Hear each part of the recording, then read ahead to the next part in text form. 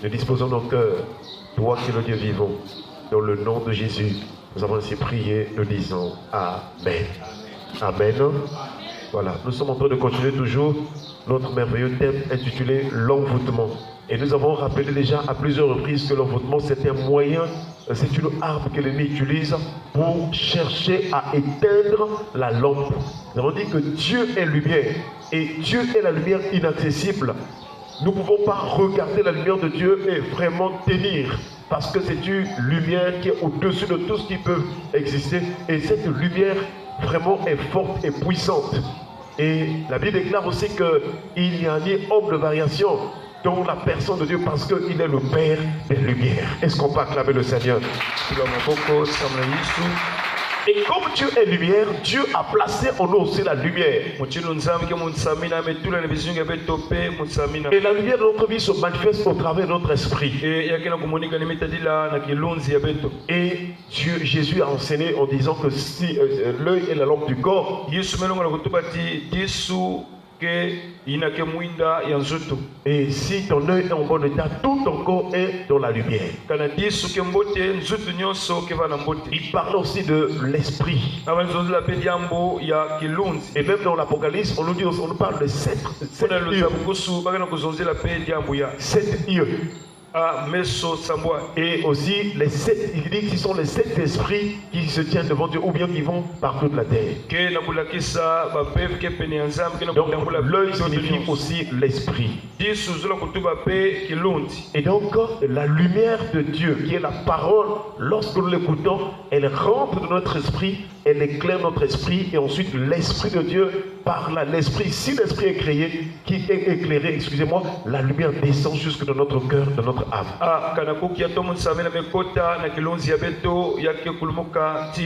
Et c'est cette lumière qui est une vie qui communique les bonnes œuvres. La Bible déclare en elle était la vie et la vie était la lumière des hommes.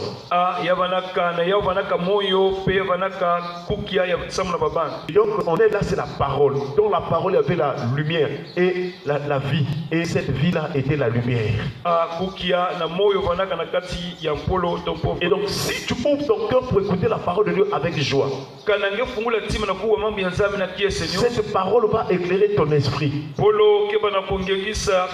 Et elle va entraîner ton cœur à pratiquer le bien, à faire ce qui est bien, à faire ce qui est juste. Tel est le but aussi de la parole que nous écoutons. Elle nous conduit à pratiquer des bonnes œuvres. Mais si tu négliges la parole, si tu méprises la parole de Dieu, alors au lieu que ton esprit soit éclairé, ton esprit sera couvert des ténèbres. Et si l'esprit de l'homme est couvert des ténèbres, son cœur ne pourra pas faire le bien, son cœur va à pratiquer le mal ou la méchanceté.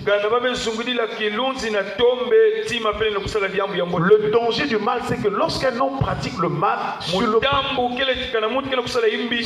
plan spirituel, le mal, donc le malin apporte le mal, le diable apporte le mal pour couvrir la vie de cette personne. Voilà pourquoi il y a beaucoup de gens qui souffrent.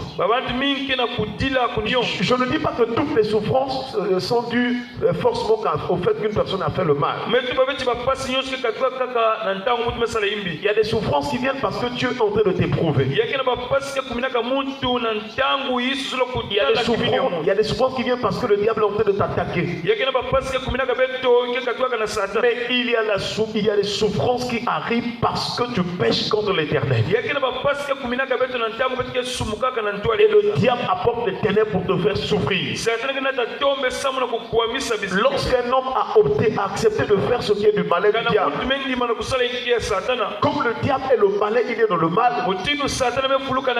la récompense de cette personne, j'ai dit la conséquence, c'est les souffrances, les douleurs. Aujourd'hui, beaucoup de gens sont en train de souffrir à travers le monde entier. Les gens sont dans des douleurs. Parce que eux-mêmes qui sont allés, au lieu d'accepter Dieu, de marcher dans la voie du Seigneur, ils ont préféré les ténèbres. La Bible déclare la lumière, lui, dans les ténèbres, et les ténèbres ne l'ont point reçu. Les gens ont préféré les ténèbres de la lumière parce que leurs œuvres étaient mauvaises. Je ne sais pas ton cas ce matin. Est-ce que tu préfères la lumière ou bien les ténèbres? Est-ce que tu préfères faire le bien, les bonnes œuvres, ou bien toi tu préfères faire le mal? Chers frères et sœurs, le mal conduira toujours à l'enfer ou bien à l'étang de feu. Mais comme nous l'avons vu hier, les fruits de la lumière, nous avons vu la repentance. Ce matin encore, Dieu te laisse ce temps-là. Si Dieu t'a réveillé ce matin, c'est pour que tu te répandes. C'est pour que tu abandonnes la mauvaise voie. Et c'est ce qu'il a exhorté dans la bouche d'Ézéchiel, son prophète. Dieu dit à Ézéchiel, quand je dirai aux méchants, tu mourras. Si toi tu ne l'avertis pas, le méchant mourra dans sa mauvaise voie. Et moi je te redemanderai son sang. Mais si tu avertis le méchant et que le méchant continue dans sa mauvaise voie, alors son sang ne retombera pas sur toi.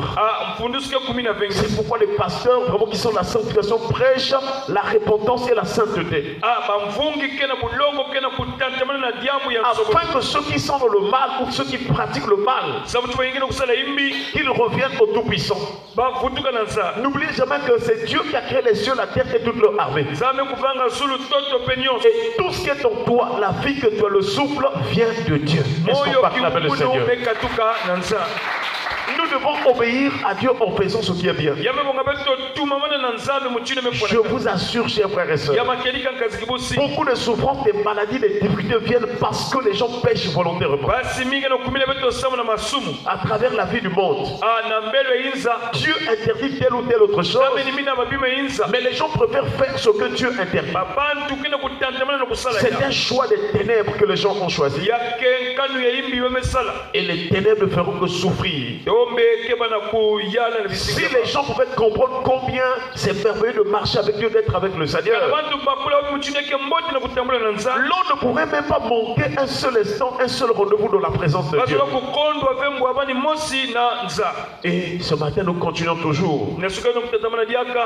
Comment est-ce que le serpent cherche à éteindre notre lumière? Parce que nous avons déjà vu que si le diable vient pour nous tenter sur la parole, pour détourner la parole, parce qu'il sait que la parole est la lumière qui éclaire notre vie, qui éclaire notre esprit sur le chemin de la vie.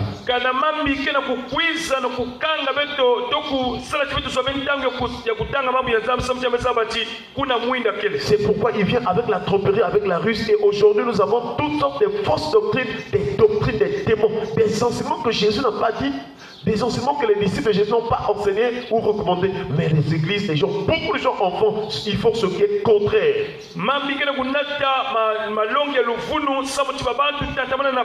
Parce que le diable sait que quand quelqu'un écoute une fausse doctrine, et des faux enseignements, cette personne va commencer à suivre la mauvaise voie. La personne va vivre dans la tromperie, croyant qu'elle est en train de servir Dieu, mais c'est une fausse espérance. Beaucoup de gens pensent qu'ils vont aller au ciel, mais c'est une fausse espérance, parce qu'on ne peut pas aller au ciel si on vit volontairement dans le péché. Si on ne s'écarte pas du monde, on ne peut pas entrer au ciel. Là où il y a le trône de Dieu, il a dit le ciel est mon trône. Le ciel c'est la demeure du Dieu saint. Et comme il est saint, pour entrer au ciel, pour aller auprès de lui, nous devons être saints dans toute notre conduite. Est-ce qu'on peut acclamer le Seigneur? Voilà pourquoi nous devons nous préparer. Tous les jours nous devons accepter la sanctification, se séparer du péché, se séparer du mal, se séparer de toutes sortes de souillures de péché. Même si tous tes amis pêchent, même si toute ta famille est en train de pécher, même si dans ton quartier tous les jeunes sont en train train de pécher, toi tu dois accepter la sanctification. Il faut mieux que les gens se moquent de toi alors que tu es en train de faire ce qui est agréable au Seigneur. Les gens se moqueront de toi. Quand ils s'étaient moqués de Noé, mais quand Noé est rentré dans l'arche et la porte était fermée, les contemporains de Noé, ils ont compris que ce que Noé disait, c'était ça venait de Dieu. C'est comme nous aussi quand nous prêchons la sanctification. Les gens s'en moquent, mais ils ne savent pas que les temps sont finis. Et quand Christ paraîtra, nous sommes rassurés que nous paraîtrons avec lui dans la gloire. Car le fruit de la lumière, c'est la sainteté. Paul a dit aux Romains, je pense, vous avez pour fruit la sainteté et pour fin la vie éternelle. Est-ce qu'on peut acclamer le Seigneur? Le diable pousse les gens tous les jours. Tu t'es réveillé ce matin, parfois le diable va vouloir te pousser à la colère, à la médisance ou aux mauvaises choses. Mais tu as écouté la parole. Lorsque tu sens comme une colère ou une mauvaise réaction, alors tu dois prier pour dire Seigneur, épargne-moi. Tu dis ça, je ne ferai pas. Alléluia. Pratique le bien et tu seras béni. Le diable pousse les hommes au péché, à la désobéissance. Regarde un peu ta vie. Parmi toutes les paroles que tu as écoutées, depuis que tu as commencé à prier Dieu, quelles sont les choses du monde que tu es en train de faire encore? Quelles sont les choses du monde que tu pratiques encore? Quelles sont les choses qui sont liées au péché que tu commets encore? Fais d'abord un examen de conscience. Et si tu te retrouves dans quelque chose, alors tu dois prier le Seigneur qu'il te pardonne et demander la force à Dieu de ne plus retomber, repartir dans la boue du péché. Le diable pousse à la rébellion contre Dieu. Le diable éloigne les hommes de Dieu. C'est ce que nous vivons aujourd'hui. Beaucoup sont loin du Seigneur. Chers frères et sœurs, et donc nous voyons que le diable pousse les hommes au péché, à la méchanceté pour éteindre leur lumière. C'est ce que nous avons vu dimanche, deux textes fondamentaux. Il est écrit dans Proverbes chapitre 13 verset 9. La lumière des justes est joyeuse. Est-ce qu'on peut acclamer le Seigneur? Mais la lampe des méchants s'éteint. La lumière des justes est joyeuse. Si tu pratiques ce qui est juste, si ton esprit pratique ce qui est juste, si ton cœur fait ce qui est agréable au Seigneur, toute ta vie, la présence de Dieu te communiquera la joie. La joie est un remède. La joie vraiment fait du bien de notre santé. La joie du Seigneur est au-dessus des valeurs des choses terrestres. Si tu veux être tous les jours dans la joie, pratique ce qui est juste, fais ce qui est agréable à l'Éternel, tu auras la joie. Et si tu as la joie, tu auras la bonne santé. Et si tu as la bonne santé, dans tous les domaines de ta vie, tu avanceras, tu prospéreras, tu vivras la gloire de Dieu. Même quand tu n'as rien, quelqu'un viendra de loin pour te bénir, parce que tu es dans la condition requise par l'Éternel. Alléluia. C'est pourquoi Paul disait aux Philippiens, réjouissez-vous dans le Seigneur. Je le répète, réjouissez-vous. Il y a plusieurs types de joie. Il y a plusieurs types de réjouissance. Il y a des gens qui se réjouissent par rapport au monde. C'est une fausse réjouissance. Parce qu'une personne qui va boire, qui se réjouit de la boisson, même après vraiment avoir bu, il peut tomber malade, il peut faire un accident, il peut avoir des problèmes avec les gens, et il peut avoir des problèmes de maladie dans sa santé. Alléluia. Donc la réjouissance du monde détruit toujours. Mais la vraie réjouissance, c'est celle qui se fait dans le Seigneur. Et en ce moment, ton esprit sera toujours éveillé et de vous. Ton esprit ne va pas s'éteindre. Chers frères et sœurs, mais la lampe des méchants s'éteint. Si tu fais le mal, si tu as la haine de tes amis, la haine de tes voisins, la haine de tes frères, alors sache que ta lumière va s'éteindre. Et un autre texte qui nous a vraiment enseigné, c'est Proverbes chapitre 24 verset 20. Il est écrit: car il n'y a point d'avenir pour celui qui fait le mal. La lampe des méchants s'éteint. Voyez-vous que Dieu insiste. Celui qui fait le mal n'a point d'avenir. Et aujourd'hui, beaucoup de gens, leur vie passe comme ça, comme vraiment l'ombre, comme vraiment, je ne sais pas, la paille. Alors que les jours où tu étais né, Dieu avait vraiment libéré des choses. Avant même que tu sois né, Dieu voulait que tu sois, par exemple, telle ou telle autre personne ou dans telle dimension. Mais voici que les années passent, tu es sur place, tu tournes en rond. Parce que tu fais le mal. Tu as une femme et tu vas encore coucher avec d'autres femmes dehors. Ce mal-là fait que ta vie tourne en rond, ça marche. Tu es enfant, mais tu es rebelle aux parents. Les parents te disent, suis cette voie. Mais tu ne veux pas suivre les conseils. Nous avons des enfants rebelles qui répondent méchamment aux parents.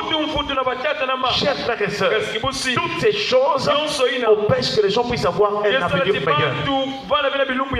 Et la lampe des méchants s'éteint.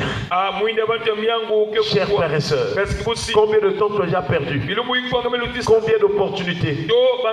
Parce que tout simplement tu fais le mal. Il n'y a point d'avenir. Même sans te donner des milliards, si tu fais le mal, tu n'auras point d'avenir. Ça ne marchera pas. Ça dit qu'à la longue, tu vas être dans une situation difficile. Et cela veut dire que tu vas mal terminer ta vie. Chers frères et sœurs, il n'y a point d'avenir. Il y a deux types d'avenir. Il y a l'avenir terrestre. Jésus a dit aux disciples, lorsque Pierre lui a posé la question, Seigneur, pour nous qui avons tout quitté, quand serait-il de nous? Qu'est-ce que nous allons avoir? Jésus lui a dit, en vérité, je vous le dis, il n'est personne qui ayant quitté à cause de mon nom, à cause de la bonne nouvelle, son père, sa mère, sa femme, ses enfants, ses sœurs et frères, ses terres, ne reçoivent présentement au centuple dans ce siècle-ci. Tout ce qu'il a perdu. Chers frères et sœurs, lorsque tu acceptes de laisser Jésus être la priorité de ta vie, même si tu avais perdu quelque chose, le Seigneur t'en donnera plus. Et il a dit qu'ils seront bénis au centuple. Est-ce qu'on va acclamer le Seigneur? Sur la terre, si tu pratiques ce qui est juste, Dieu te bénira. Même si tu es allé en retraite, Dieu est capable d'utiliser les moyens pour te bénir. Alléluia. Chers frères et sœurs, fais ce qui est agréable au Seigneur. Le deuxième avenir, c'est l'avenir venant de la destinée de notre âme, de notre vie.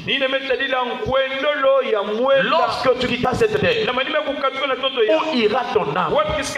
Aujourd'hui, les gens sont en train de se réjouir parce qu'ils ont beaucoup d'habits, ils ont des voitures, ils ont l'argent. Oui, chers frères et sœurs, toutes ces choses passeront. Au dernier moment, la seule chose qui va te rester après la mort, c'est ton âme devant le juge. Il y a un juge. Oui, chers frères et sœurs, il y a un juge. Et ce juge-là, on ne peut pas le corrompre. C'est lui qui va exercer le jugement dernier. C'est lui qui a le dernier mot. Et la Bible déclare, je crois, dans les Actes des Apôtres, que celui qui juge les vivants et les morts. Est-ce qu'on peut acclamer le Seigneur?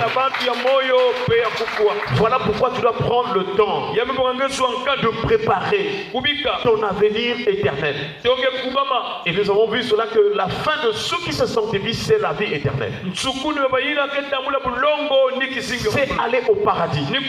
Souvenez-vous de ce bandit, ce brigand à la croix. Ils étaient deux.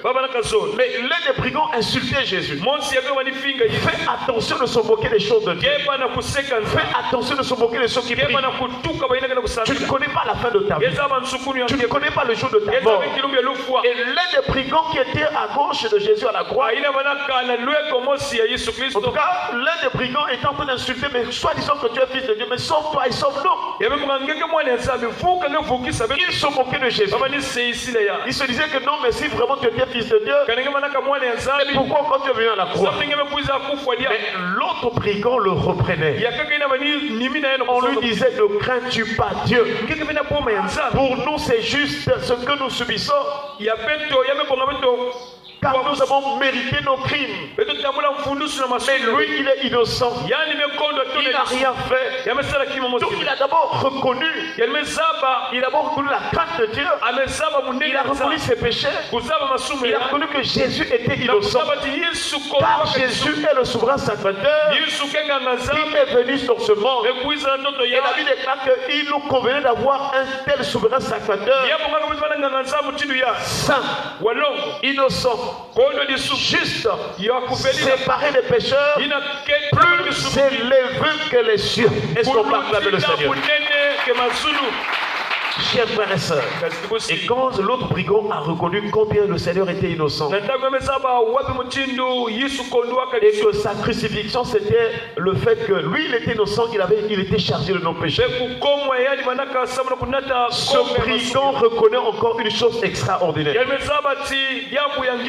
Il dit, souviens-toi de moi lorsque ou quand tu viendras dans ton règne. Chers frères et sœurs, souviens-toi, Jésus revient bientôt. Lorsqu'il va encore revenir là, ça sera plus qu'il va naître encore. Non. Quand il viendra dans la gloire. Il viendra avec les jugements. Il viendra pour prendre ton épouse. Il viendra dans la gloire. Ça sera maintenant les derniers temps. Ça sera maintenant, c'est-à-dire que les dernières dispensations selon le plan de Dieu. Voilà pourquoi s'il faut se repentir, c'est maintenant. Parce que quand il viendra, tu n'auras plus le temps de dire, Seigneur, laisse-moi d'abord le temps. Je vais abandonner ce péché-là. Il n'y aura plus de temps. Le temps c'est maintenant. Le temps c'est maintenant où tu dois ouvrir ton cœur. Le temps c'est maintenant où tu dois te donner à Jésus-Christ. Le temps c'est maintenant où tu dois sortir la servitude du péché, des prisons dans lesquelles le diable t'avait enfermé. Chers frères et sœurs, donne ton cœur. Jésus ne te demande pas quelque chose de compliqué. Il ne te demande pas les feuilles. Il ne te demande pas vraiment beaucoup d'argent. Il ne te demande pas vraiment, je ne sais pas quoi. Il te demande seulement d'ouvrir ton cœur, de l'accepter comme Seigneur et Sauveur. Et de reconnaître tes péchés. De reconnaître que c'est lui qui était mort à ta place. Là où tu étais condamné. Là où tu étais maudit. Jésus a pris la malédiction et il veut te donner la vie éternelle. Est-ce qu'on peut acclamer le Seigneur? Et notre avenir, c'est le ciel. Pendant que nous réveillons, est-ce que tu es rassuré que tu peux aller au ciel? Quels en sont les fruits? Si on te dit aujourd'hui, est-ce que tu es sûr d'aller au ciel? Tu as dit oui, moi je vais aller au ciel. Mais si on dit pourquoi, qu'est-ce qui monte? Quels sont les signes qui prouvent que tu vas aller au ciel? Mais tu dois voir dans ton cœur que j'ai l'amour, j'ai la paix du Seigneur, j'ai la joie, j'ai la patience, j'ai la douceur, j'ai la tempérance, mais par-dessus tout, j'ai le Saint-Esprit. Est-ce qu'on va acclamer le Seigneur? Parce que le Saint-Esprit est venu habiter en nous pour nous préparer pour le ciel. Il est venu comme la garantie ou le sceau de Dieu. La Bible déclare en lui, vous aussi, après avoir entendu la parole de la vérité, l'évangile de votre salut, en lui vous avez cru et vous avez été scellés du Saint-Esprit qui avait été promis, lequel est un gage. C'est une garantie de notre héritage pour célébrer la gloire de l'Éternel dans les cieux. Oui, Jésus nous a acquis au moyen de son sang pour que nous puissions célébrer la gloire. Et ce jour-là au ciel, ça sera une joie extraordinaire. Ceux qui vont être enlevés, ceux qui seront auprès du Seigneur, ça sera une joie éternelle dans le ciel. Mais ceux-là qui vont rester, ceux-là qui vont mourir dans le péché, ils seront là où il y a des pleurs et des grincements de dents. Voilà pourquoi nous te supplions, nous t'exhortons. Prépare-toi à la rencontre de ton Dieu. Éloigne-toi du péché. Éloigne-toi du mal. Le Seigneur te donne le peu de temps pour vivre encore, pour que tu puisses te repentir et que tu commences à suivre la voie du Seigneur. Je t'en supplie, réponds-toi. C'est Jésus qui est la lumière. Et pour terminer, Job chapitre 18 verset 5 à 6, il est écrit: la lumière du méchant s'éteindra et la flamme qui en jaillit cessera de briller. La lumière du méchant s'obscurcira sous sa tente. Et sa lampe au-dessus de lui s'éteindra. Que Dieu nous délivre de la méchanceté. Que Dieu nous délivre de mauvais cœurs. Que la puissance de la parole de Dieu éclaire nos cœurs et que nous puissions pratiquer le bien. Quel que soit l'endroit, quelle que soit la personne que tu rencontres, même si tu ne la connais pas, fais le bien. Parce qu'il y a des gens que nous rencontrons, parfois c'est des anges. Alléluia. Amen. Que Dieu nous donne ce cœur qui s'éloigne de la méchanceté et qui pratique le bien tous les jours de notre vie, afin que, comme a dit David, que le bonheur et la grâce nous accompagnent et que nous puissions habiter dans la maison de l'Éternel. Que nos cœurs soient assoiffés de la présence de Dieu et de la joie de la présence de Dieu. Que notre vie pratique le bien. Que notre cœur se prépare, notre âme se prépare pour le ciel. Que le Seigneur bénisse sa parole. Est-ce qu'on peut acclamer le Seigneur?